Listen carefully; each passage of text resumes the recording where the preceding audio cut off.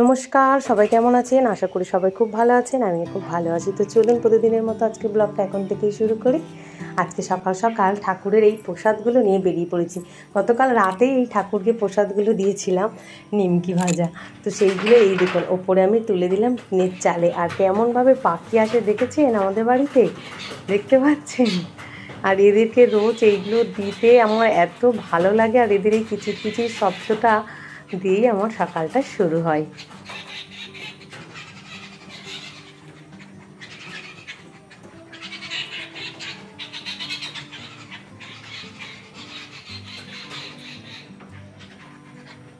চারিদিক থেকে যে যেদিক থেকে পারছে একদম দৌড়ে দৌড়ে ছুটে ছুটে আসছে ওই নিমকিগুলো খাওয়ার জন্য।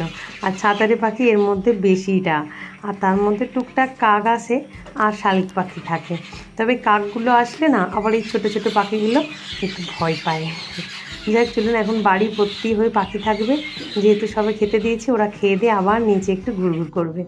আমার এদিকে রান্না বান্না হয়ে গেছে, খাবার দাবার। তবে ভিডিওটা তখন আর দেখানো হয়নি, কারণ ফোনটা খুবই ব্যস্ত ছিল সেই কারণে।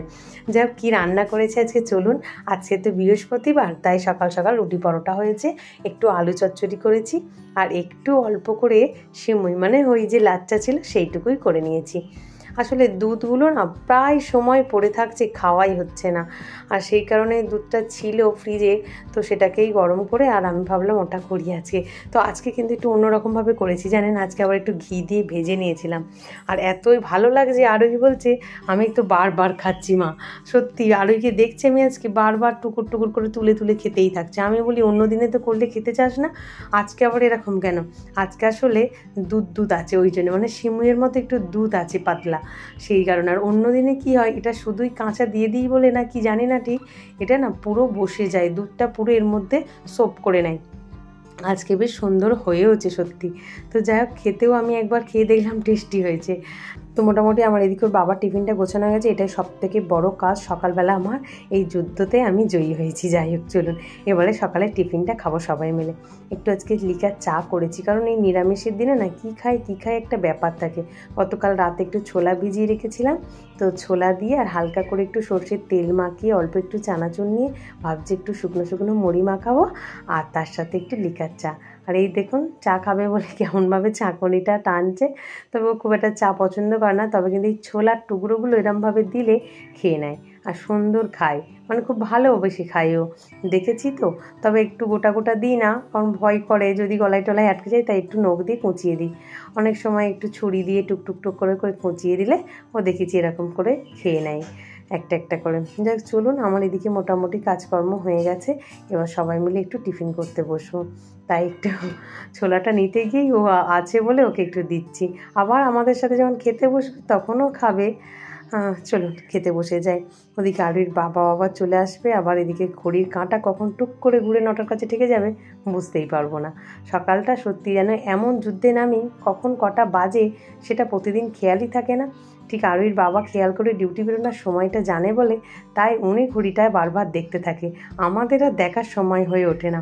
চলুন, মোটামুটি মুড়ি মাখানো হয়ে গেছে, আর একটু এইগুলো আস্তে আস্তে ভাবছি ওকে জলে ভিজিয়ে দিতে হবে জানেন, কারণ মুড়ি ও শুকনো আবার খেতে পছন্দ করে না, খেতে পারে না আসলে। তো ওকে একটু জলে ভিজিয়ে দেবো, আবার চায়ে ভিজলে খেতে চায় না, দুধে ভিজালে এখন খেতে চায় না, শুধু জলটাই ভালোবাসে। কি রে, কি করেছিস?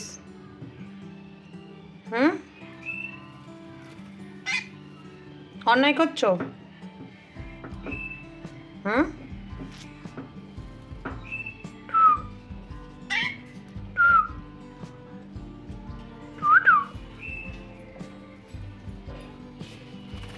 স্নান করবি?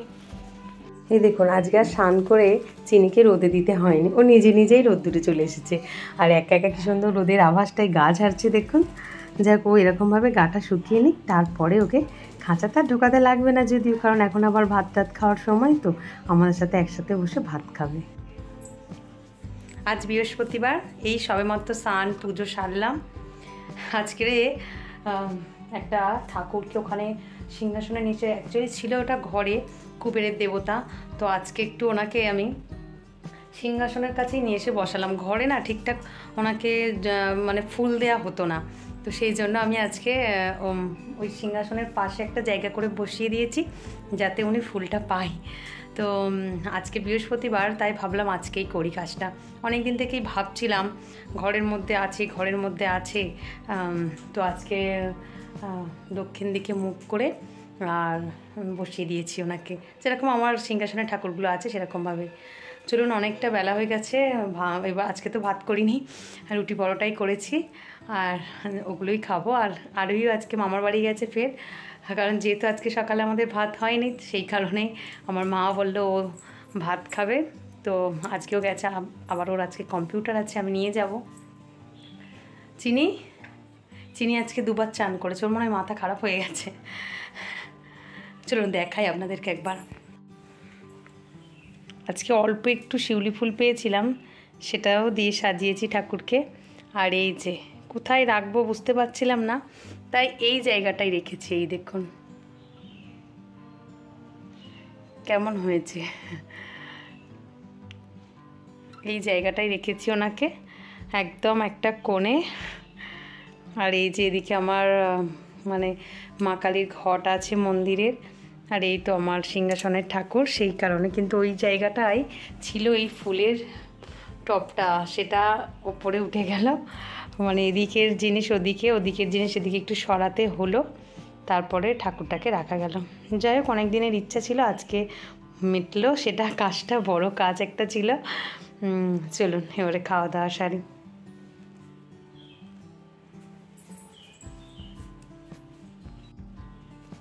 কবার স্নান করেছো আজকে? কবার স্নান করেছো? মাথা খারাপ হয়ে গেছে? মাথা খারাপ হয়ে গেছে? পাগল কোথাকারে। চলো খাবো। তো এখন দুপুরের খাবার নিয়ে চলে এসেছি, আর ওই তো মামার বাড়ি গেছে, আর একা একা আমাকে খেতে হবে আজকে। আমি আর চিনি দুজনে খাচ্ছি। দেখুন কেমন করে ও সিমুইটা খাচ্ছে, মানে লাচ্চাটা। ও আবার একটু ভালো লাগছে, এমনিতে করে মিষ্টি খেতে চায় না, কিন্তু এখন আবার দেখছি রসগোল্লা বলুন আর এরকম দুধ জাতীয় মিষ্টি খাচ্ছে। তো যেটা ভালো লাগে খাক, আমার কোনো চাপ নেই। আমি এদিকে একটু শসা, আলুর চচ্চড়ি আর পরোটা নিয়ে বসে গেছি। পেট ভরে মন ভরে এগুলো খেয়ে নিই, ব্যাস খাওয়া দাওয়া হয়ে গেলেই কমপ্লিট। তবে হ্যাঁ, আজকে আবার আরোই কম্পিউটার আছে, চটপট বেরোতে হবে।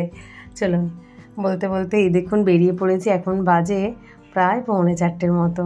তো 4টে থেকে ওর ক্লাস আছে, আরই আর আমি দুজনে মিলে যাচ্ছি।